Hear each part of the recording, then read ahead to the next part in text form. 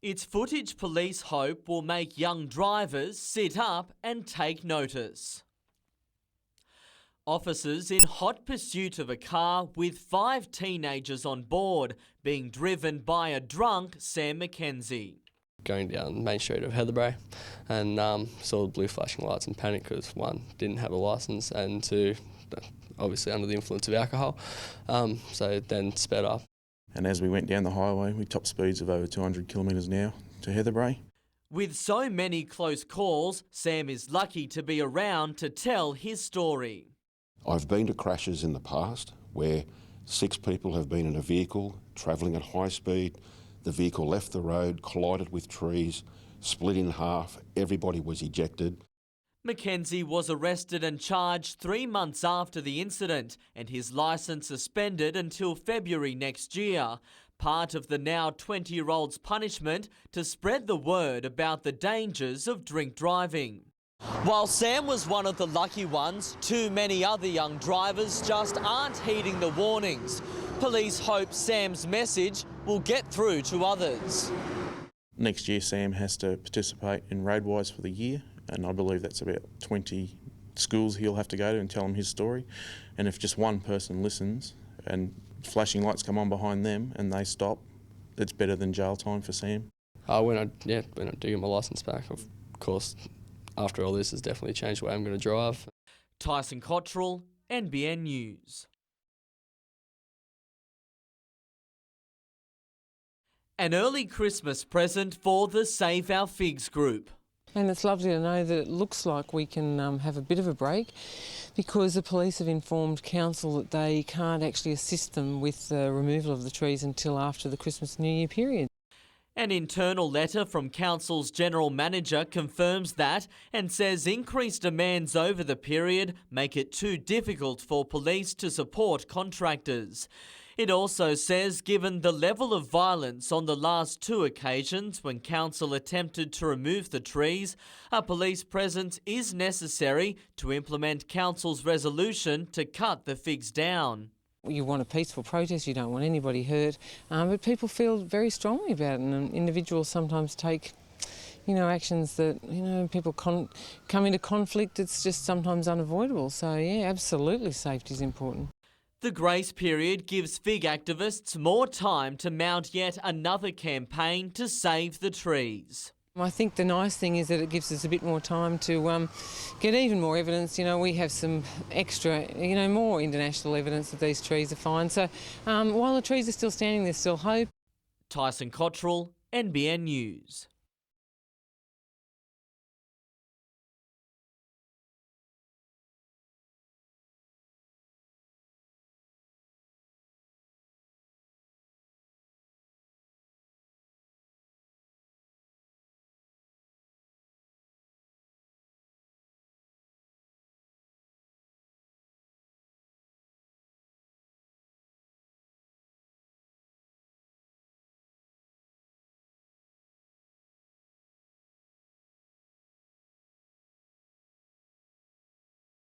Time for an upgrade to this ageing classroom. The cooking facilities at Glendale Technology High School aren't what you'd call up to date, but they won't remain that way for long, thanks to a $1.3 million federal government grant. What it means now is that we can ensure that all competency-based assessments are done within the school environment and done within the school. So it's a very, very attractive option for our students.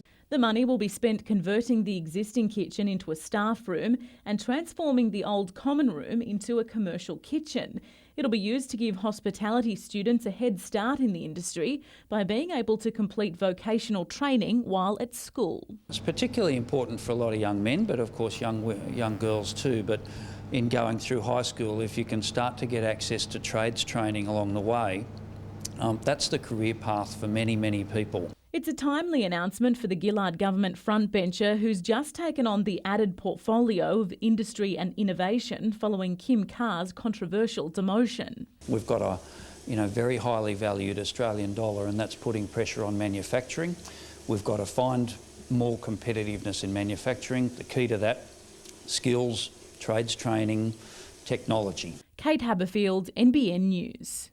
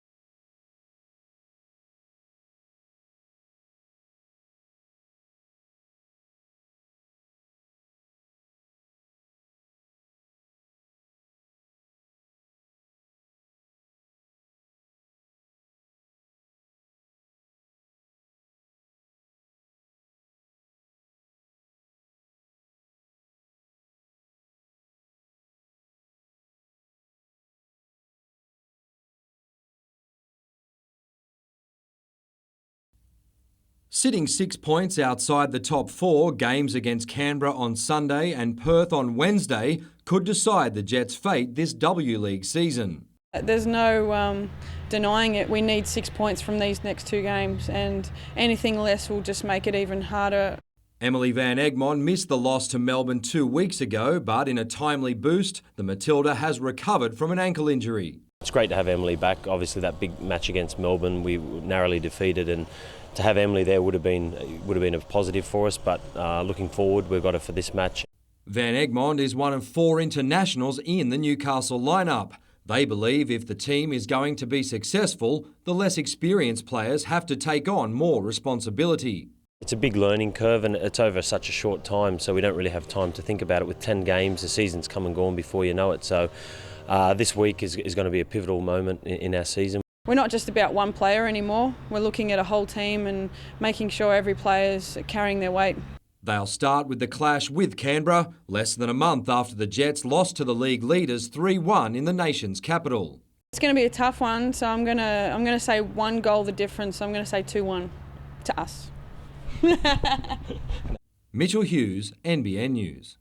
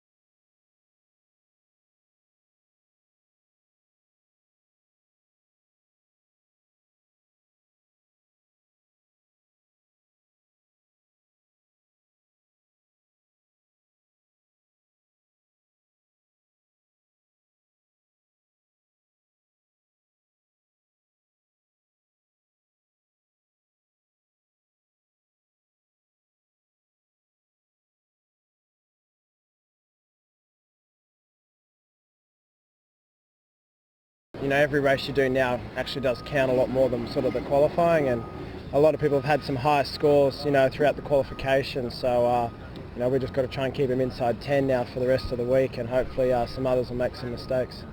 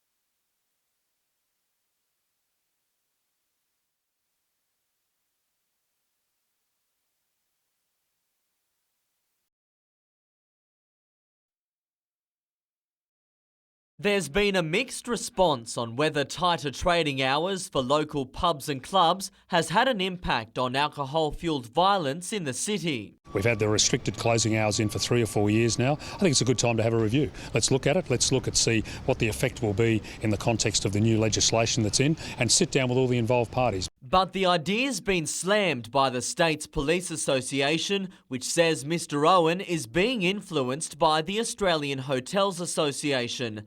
It says he needs to listen to local police. Well, I am listening to everybody, and that's why we're going to sit down and talk about it. One issue which will more than likely be discussed in the review is the Kensington on Hunter Street. Newcastle City Council officers have given the green light for it to operate as an all-age venue. I'm not happy about the approval. There are a number of aspects about that concern me.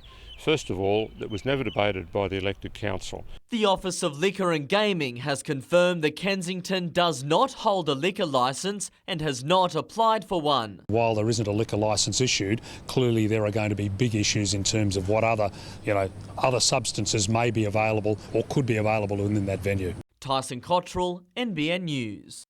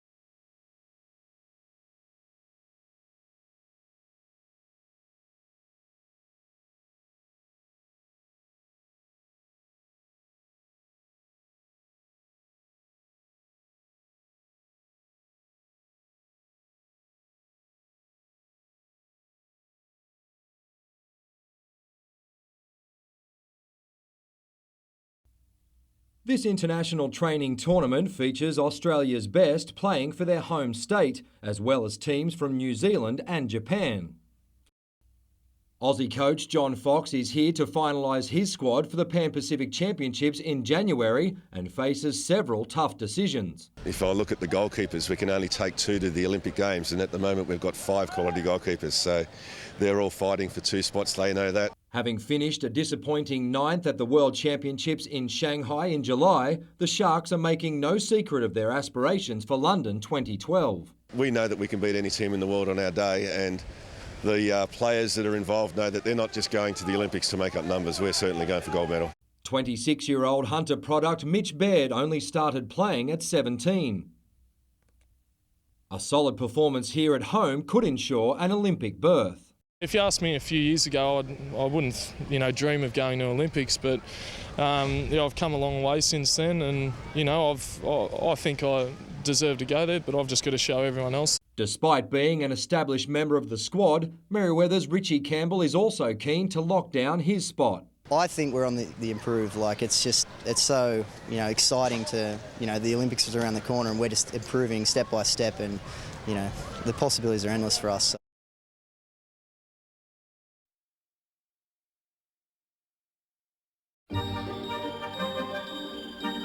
'Tis the week before Christmas, and all through the house the shoppers are stirring but still holding out. I think things are a bit expensive at the moment, and hopefully they'll come down after Boxing Day. Last year, spending was up 2% and retailers were looking forward to fuller stockings in 2011. But the pre-Christmas spend is proving to be bittersweet for Hunter businesses. It is meeting our expectations, so we're very, very happy. I don't think it's been as busy as what it has in the previous years. With interest rates going down, many consumers feel more comfortable parting with their cash. The Australian National Retailers Association is predicting a 4% increase in spending this year compared to last. We've spent a lot more than what we would normally spend. We have saved a bit on our home loan, but I think it's better for the younger ones. Consumer confidence may be growing, but significant sales are being used as sweeteners to entice savvy shoppers. We're seeing a lot of 1 and 2 day sales rather than just a massive sale before Christmas. Yesterday I noticed when I went out there was 30% off nearly on every store. While the strong Aussie dollar has increased the appeal of online offerings, the Retailers Association is anticipating a slight 1% growth in online purchases. But it's certainly not, it's not the death knell of retail. Most Newcastle shops are offering extended trading hours this week for those 11th hour shoppers. I'm totally unorganised. I'm leaving everything to the last minute. Not for the last minute, nothing gets done. This is my first day and my last, thank you very much. Kath Landers, NBN News.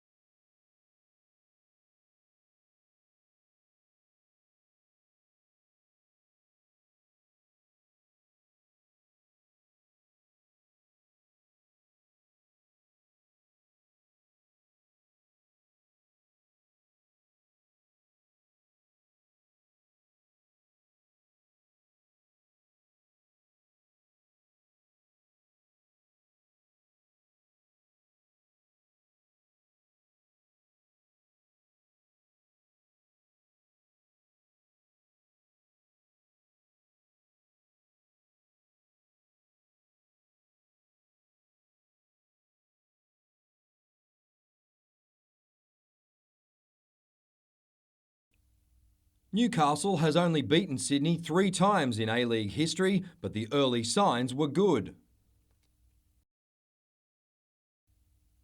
Jeremy Brockie capped off a dominant opening half hour for the Jets with another stunning strike. But the second half was all blue and black. Despite losing Socceroo Brett Emerton, Sydney soon found an equaliser. The visitors were dominating proceedings and soon scored a second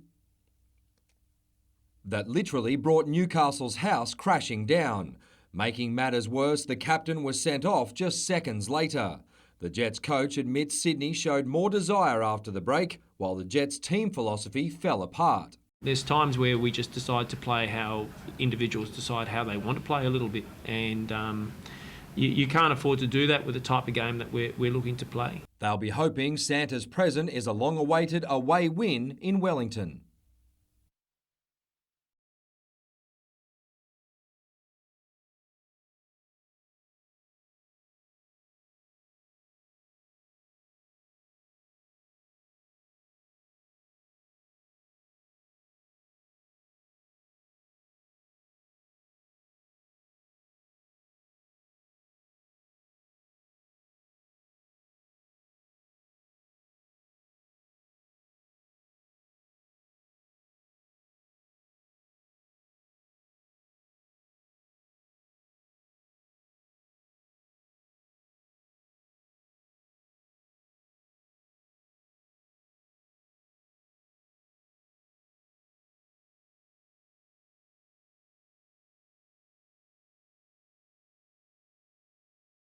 I just came to do it for a bit of fun, and I only decided about 9:30 last night I was going to do it, and yeah, I didn't expect anything too much, just another training session.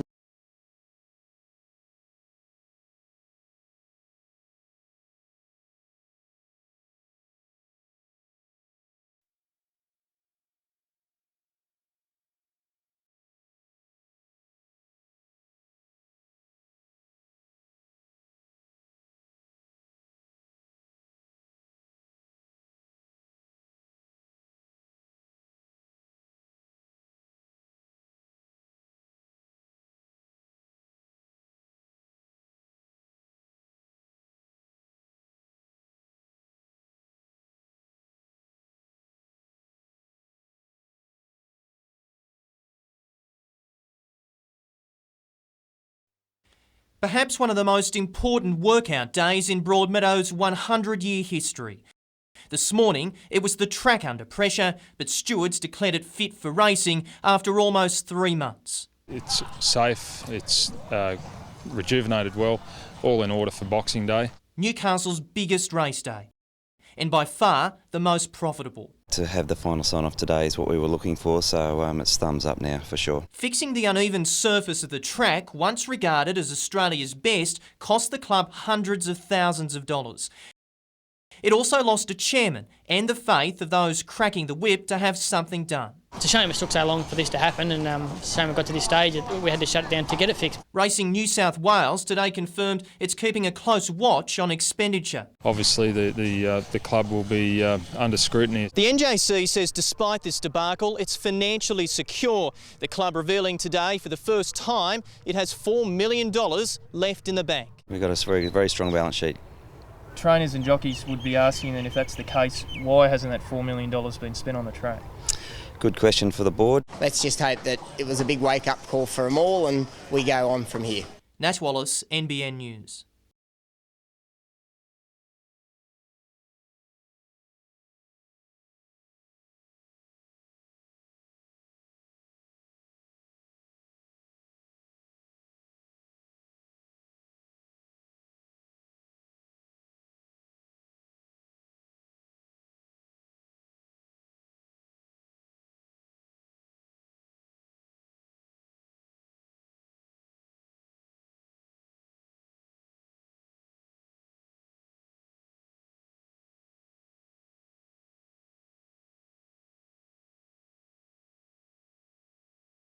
Far Bombay might be a bit far off, but Newcastle Airport is gearing up to offer direct flights to New Zealand and several new domestic destinations. Feedback from passengers continues to tell us that direct flights to Perth and to Adelaide and to Darwin are high on everybody's list. It'd be better, a bit easier. Absolutely, yeah, be good. Jetstar and Virgin are listening, and so is the tourism sector. The airlines do seem to be a bit more conducive in 2012 to pushing ahead with possibly some of those plans. It's a vital facility to this region, and I think the more it grows, the more this region will grow from a settlement point of view, but also a tourism point of view. People coming in from Melbourne and Brisbane to enjoy our wonderful lifestyle that we have here. Around 750,000 visitors hit the Hunter over the busy Christmas period, a figure likely to expand if more air travel options are available. Movement on talks for flights across the Tasman is expected mid-next year. We're hoping that we'll continue those discussions and we may have something in terms of an agreement or in terms of somewhere where we can push ahead with New Zealand in about 6 months. But the wait is finally over for travellers in need of a pit stop, with a new $1 million amenities block opened last week. Definitely money well spent. Kath Landers, NBN News. Caravan parks sure have come a long way. These cabins boast all the mod cons, from flat screen TVs to air conditioning and water storage tanks. All of the things that you'd really want in a small home, really. The look is modern and muted, a far cry from the gaudy coastal designs of old. Tim Neve was the interior designer. We've kind of taken elements of Stockton being a traditional fishing village. We're utilising sea kind of iconography, such as the coral on the wall here. A little bit of beachside luxury. We don't feel like we're in a cabin park. We feel like we are in a five-star hotel. Newcastle Council built the 2- and 3-bedroom cabins as part of ongoing improvements to the park and in response to demand for more family and corporate accommodation. This accommodation really takes it to another level. This is the first of a number of cabins. There'll be more going in next year. 15 more, and they'll be even closer to the beach. Council says the cabins are affordable, from around $800 a week off-season to $1,600 in the peak. They'll be available for hire from Friday. I'm sure they're going to be booked out because people will leave things to the last minute. So it's a perfect product to add to our tourism experience here in Newcastle.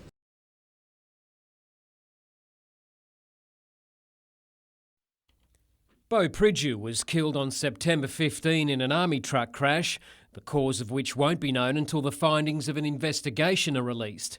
The 21-year-old Army Reserve craftsman was on an 8-month deployment in East Timor.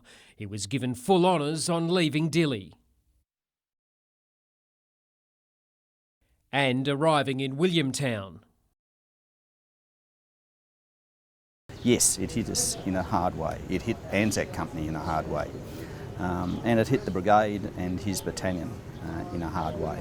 Before his death, Craftsman Pridgew had invited his employer, Andrew Griffiths, over to East Timor as part of Exercise Boss Lift, designed to show bosses the army lives of their workers. Sadly, they never got to meet there. But last week, Andrew and Beau's leading hand, Craig Steele, flew to East Timor to see exactly what Beau did. While the emotions are still raw, the trip gave Andrew a full appreciation of his late employee's skills and standing among his mates.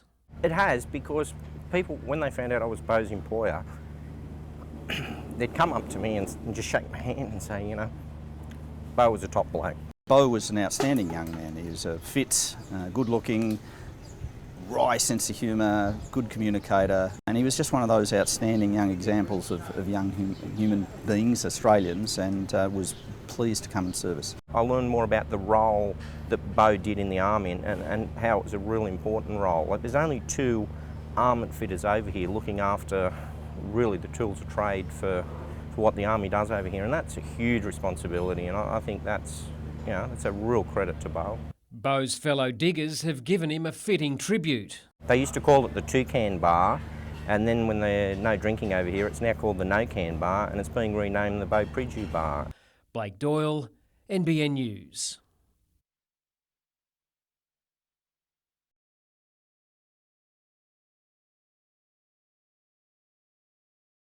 The trip to Wellington has never been a happy one for the Jets. Suspension means the captain will miss the chance to break the hoodoo, but he won't be changing the aggressive style that landed him in trouble against Sydney. No excuses. I let the boys down probably for the last 10 minutes, but I guess you could say it was frustration and it's something I'll have to control. Nikolai Topor-Stanley comes back into contention, but he won't be replacing Taylor Regan. Gary Van Egmond believes he's one young player who's got what it takes to stay in the top grade. It's just about for them to get that realisation that they are okay and that they deserve their spot, and I think that's the transition that Taylor's making right this moment. And despite this effort, the coach is looking for more from Jeremy Brocky. Been scoring some real wonderful goals that probably not many people can do, but he has to become more effective over the whole of the 90 minutes.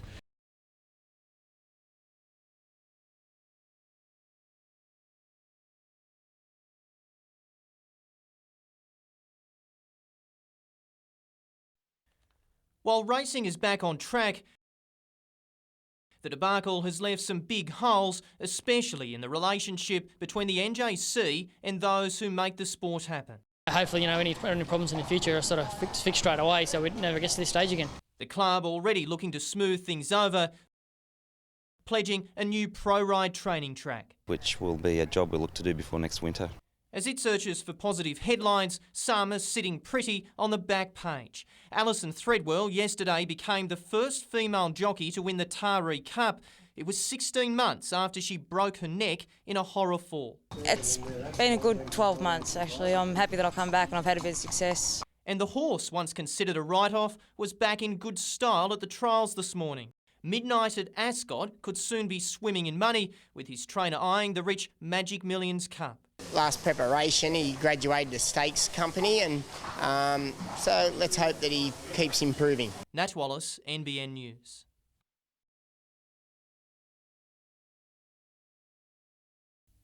Competing in the National Series for the first time, Nikki Chapman was all smiles at the start. Considering the quality of her rivals, the 22-year-old was a respectable 9th on the board, but she suffered in the run with a recent foot fracture hurting her chances. With 3 weeks before the next race, she's confident of making a bigger impact. On the court, and it was a tough weekend for Gloucester's Damien Martin. Playing his 100th NBL game, Martin was at his defensive best. This is a floater's block, great D by Damien Martin. But his Perth Wildcats couldn't hold on against a rampant Gold Coast Blaze. To cricket, and Wests have claimed a big scalp in Newcastle's 2020 competition. beating high flyers Hamwicks at Harker Oval. Wests set a modest total of 86, but in reply the visitors were all out for 73. Mitchell Hughes, NBN News.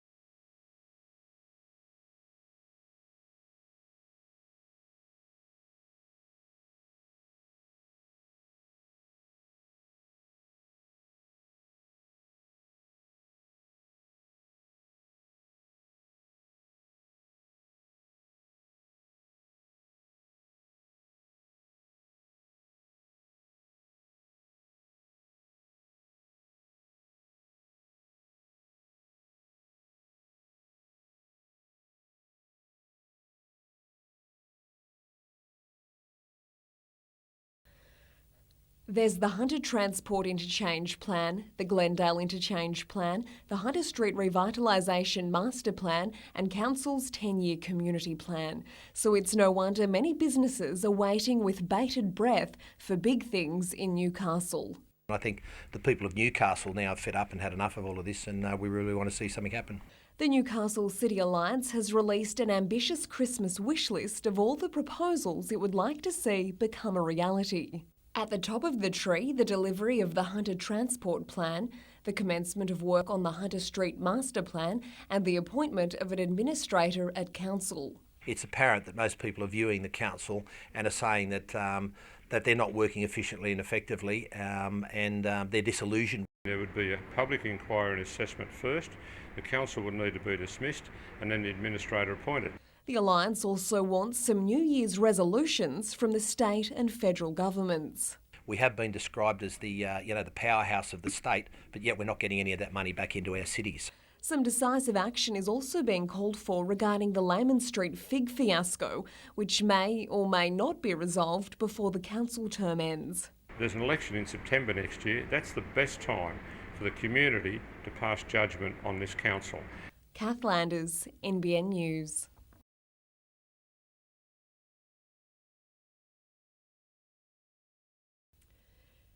Best known for his role as Baldrick in the British comedy Blackadder, Tony Robinson has now turned his talents to documentaries. I'm doing a series where I'm walking through various towns in Australia that have got a lot of history, interesting geography, good pubs, that kind of thing. And this week is Newcastle. The city sparked his attention thanks to its namesake in the UK. The idea that there was actually a Newcastle which was a massive coal town but had a beach and a lot of surface, that just didn't compute to me at all. But now I know it's true, it's real. And it's a town that's got a huge amount of history in it. Adoring fans watched on as Robinson explored the city's wartime history. So I says to Sue, my partner, I says, let's go in and hopefully try and meet him. I says, because he's kept my sanity here due to his programmes like Time Team, from the UK. Newcastle will feature in one episode of the 10-part series to air next year. Well, we've just finished in Bendigo, Woolloomooloo, St Kilda, Carlton, Christmas in a couple of days, and when we come back we're going to be doing Brisbane, Adelaide and Fremantle. Kath Landers, NBN News.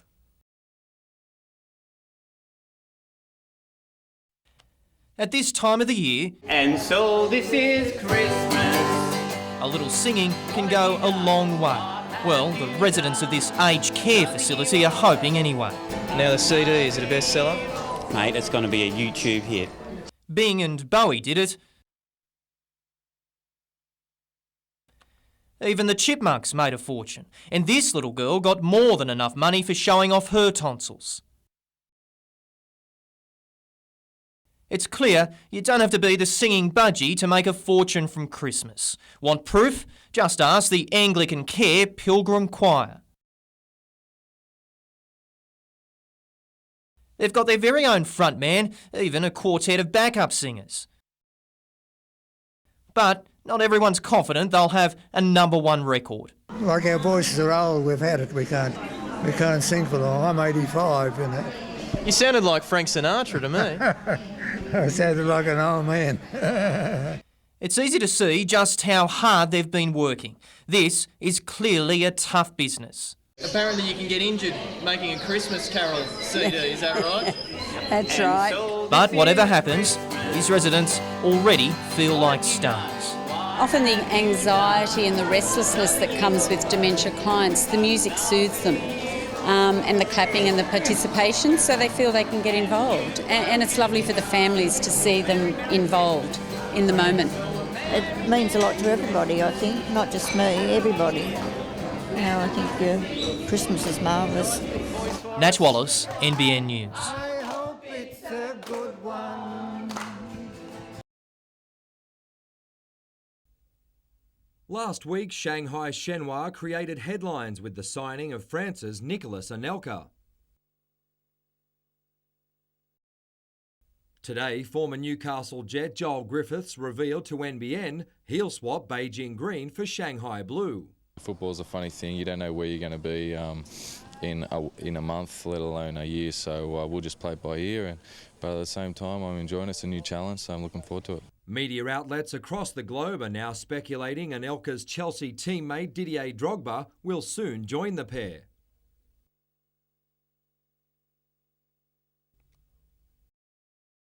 Griffiths says he'd love to finish his career with the Jets in the A-League, but for now he's comfortable in China. The family's good. I think that's half the battle. You know, if your family enjoys it, then the rest, the football, pretty much, works out. Before he heads back, Joel left a special message for his Newcastle fans. Merry Christmas in Chinese. Xin Yin Kuai Le. Mitchell Hughes, NBN News.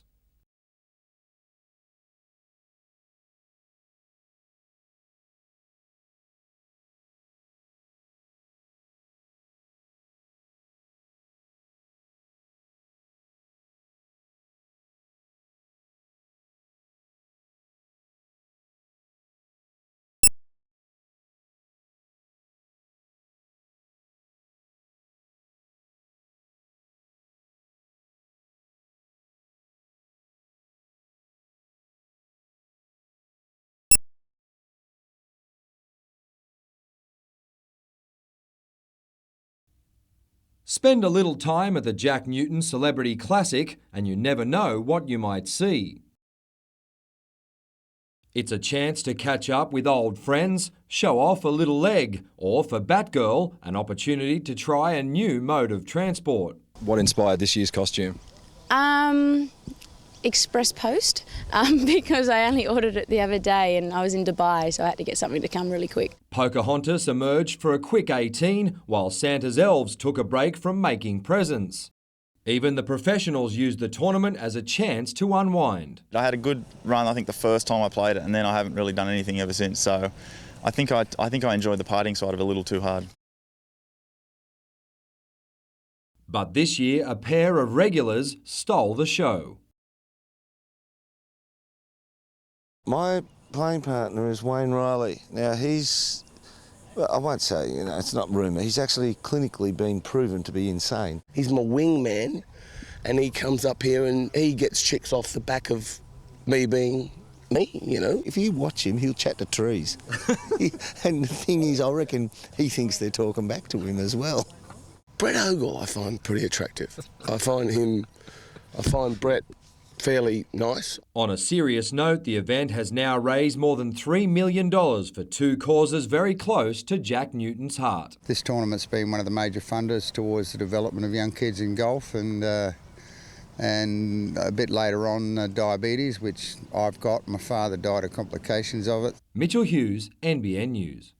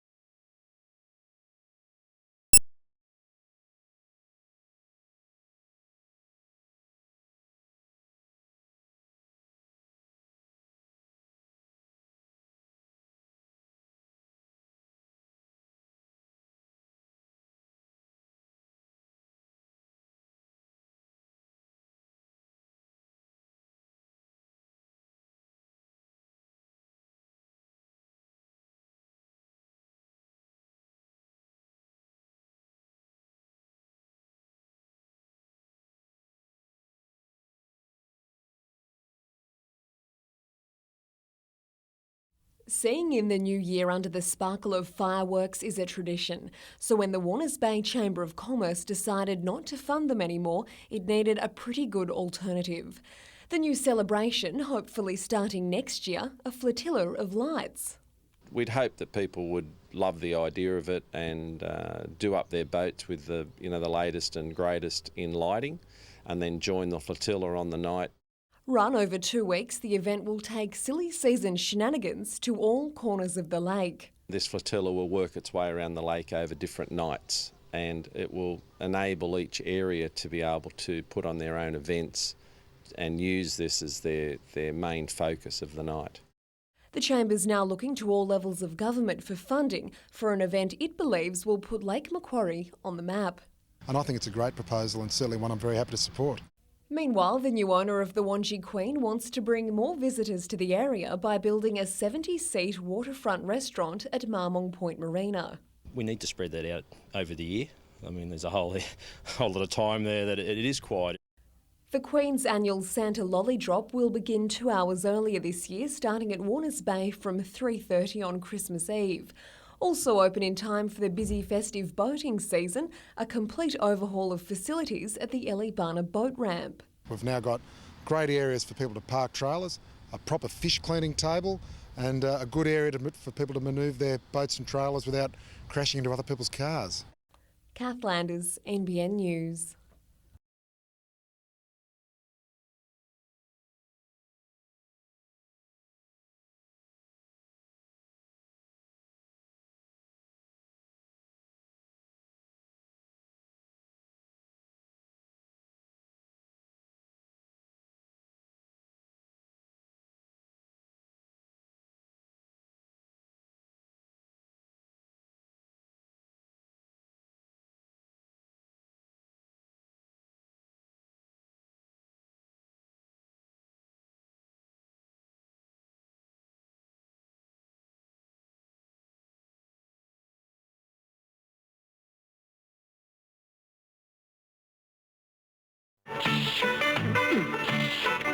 People-wise, at least, Newcastle is a city on the move. And with so much to see, do and hear, it's no wonder a new mode of transport has rolled into town.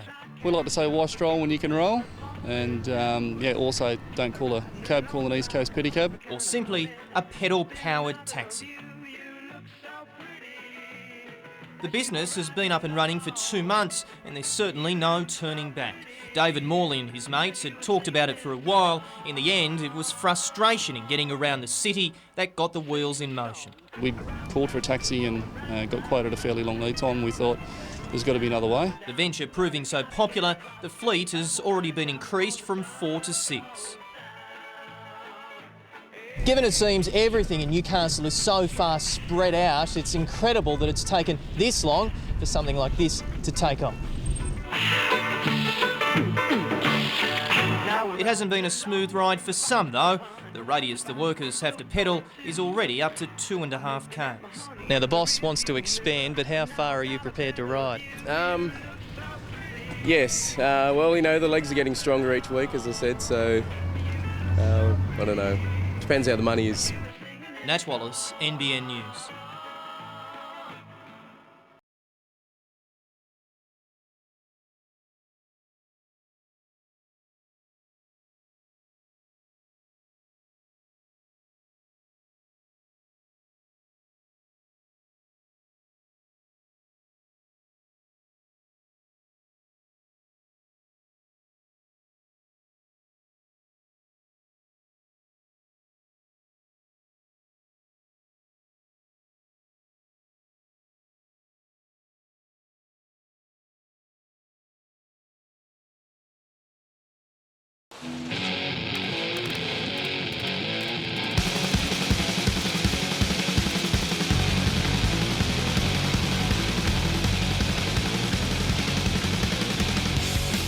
This is the Army Reserve, but there's nothing reserved about it.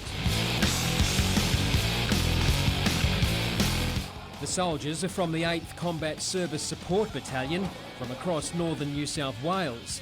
They're in East Timor thanks to these guys, their bosses, who've let them leave their day jobs to help in the stabilisation of the young nation. And now the bosses have arrived in the capital, Dili, to see just what their employees are capable of. A meet and greet between soldier and employer. This one extra special because Private Kurt Moroney's boss is also his dad. My son Kurt, he's a champion bloke. It's his journey, and that's what he's really keen to do at the moment. So you've just got to support him. Teamwork, initiative, and just getting with a small group of people. Teamwork's a massive thing in the army. Exercise Boss Lift is also a chance to see the sights and sounds of Dili. The city's famous Jesus statue is a shrine for the country's largely Catholic population. And for the bosses, it's a walk in stifling heat up hundreds of stairs to the summit. The workout gives bosses an idea of the fatigue soldiers endure and rewards them with a glimpse of some of East Timor's natural beauty. Newcastle geotechnician Alan Cullen took the walk with his employee, wing and bred soldier Daniel Foy. I haven't seen him for 6 months, and it's good just to catch up and actually see what he's up to. At Camp Chevelle, one of 4 Australian bases across Dili, it's another chance to experience soldier life. You have to run around a mountain with this. The gym, where copious amounts of time are dedicated to personal training, and a chance to look down the sights of a semi-automatic. These are disintegrating link belts, as you can see here. Coffs Harbour-based Corporal Ashley Jones is nearing the end of an 8-month deployment. His boss, Scotty Graham, had no hesitation when Ashley, his only employee, asked to go to East Timor. It's quite surprising how much they actually use from their day-to-day life as a normal employee over here. Not a lot of people get to experience what we've experienced, so passing on what we get to see here, and maybe they can take some, boss can take something away from that. Stand Aussie hard! Stand Aussie hard! These are Kiwi soldiers, but today they're rioters. Go home, Aussie! At the other end of the exercise, the Aussie Riot Squad. It's advancing, and this Anzac force is on a collision course. Fortunately, the projectiles are only water bottles. Even the soldiers' bosses get in on the action. The drill won by the Aussies is staged 3 times a week. It's just another example of why the soldiers need to stay on their toes. Tomorrow night, the bosses are given a rare opportunity at the firing range and take a hair-raising ride in a Black Hawk.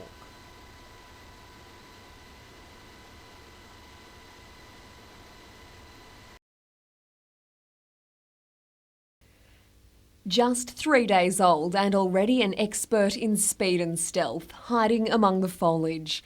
She's not quite big enough or the right species to pull Santa's sleigh, but little Holly certainly looks the part. She's a good little hider. She's very well camouflaged. Finally caught for cuddles, she's the new favourite, those big brown eyes charming everyone. Holly's the first fawn of the season at Oakvale Farm and is set to attract plenty of attention over the holidays. It's nice to get some little baby deer just before Christmas. Oh, she's beautiful. She's so tiny and cute. Yeah, it's very nice to have seen her. A gorgeous little thing. Holly's about to get 2 little brothers or sisters, and in a few days they'll be strong enough to come out of hiding and show themselves off to the public. We don't know the exact date that they're going to drop, but yeah, like Holly was on Sunday night, so we're expecting some little babies sort of, could be any day. Some of the limelight is also being saved for the greedy goats and ducks under tow. It's beautiful because the animals are walking free and you can feed them. They're very interesting animals and they definitely like to be fed. There's also a cygnet or 2 who enjoy playing with non-feathered friends. Kath Landers, NBN News.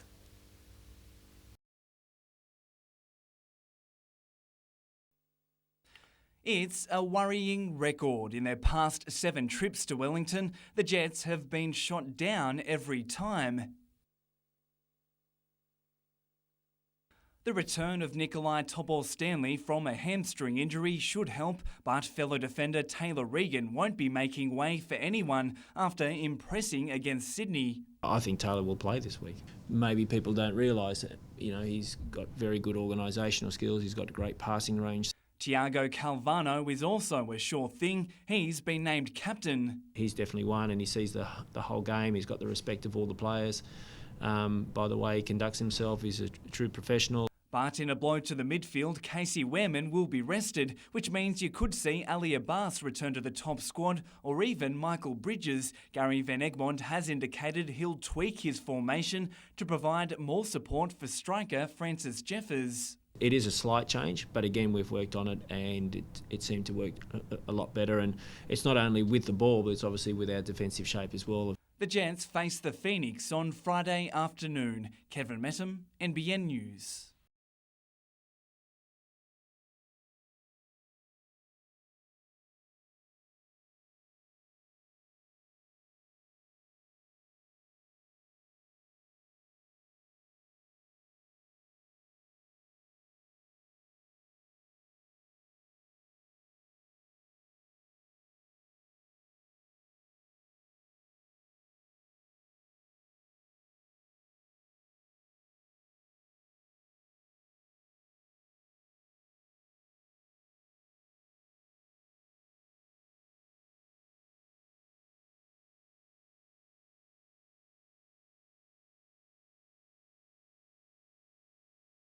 Very happy. He went to Warwick Farm last week and trialled. Nashawilla was the jockey, and he trialled very well. So, you know, fingers crossed he travels over to New Zealand well and goes well.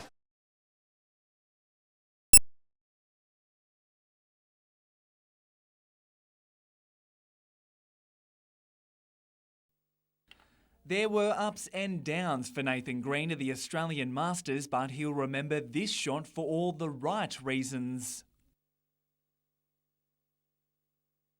Green went into the final day just 4 off the lead, but that's when it all fell apart. 8 bogeys saw him finish equal 9th. When the wind really got up, I just haven't played in wind like that for a long time, and the wind was moving putts around, and I just lost my feel on the greens. That's the first time I've really been in the mix for quite a while, so it was good fun. I didn't handle it quite the way I wanted to, and let it slip at the end, but it was still a good week. The Toronto product has spent the past 2 days brushing up at the Jack Newton Classic. He'll head back to the States in mid-January for as many US PGA Tour events as he can play. Depending on how you go in the first 7 events, they re-rank you after those events. So you've got to play well early, and that's it. Get off to a good start, and then you should be right for the rest of the year. Kevin Metham, NBN News.